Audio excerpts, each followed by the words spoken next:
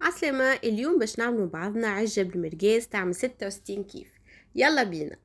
حطيت شوية زيت، قصيت طروفات المرقاز كيما هكايا وخليتهم يتقليو شوية. حطيت بصلة صغيرة مقصوصة جويدة، كعبتين طماطم، مغرفة كبيرة طماطم معجونة، و3 سنين ثوم.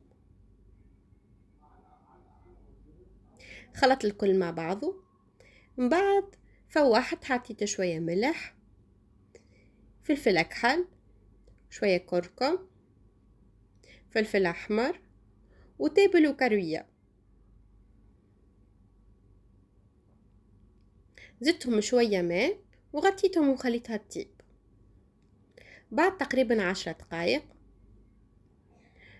قصيت الفلفل. هنا تنجموا تحطوا فلفل حار وحلو كما تحبوا، تنجموا تزيدوا زيادة الهريسة العربي، انتم احرار. هذا هما بالنسبة للناس اللي تحبها حارة. ومن بعد ما طاب الفلفل حطيت العظم، من بعد غطيته وخليت العظم يطيب. وهكايا عجتنا طابت. زينوها بشوية معدنوس وبصل، وصحة بالشفاء.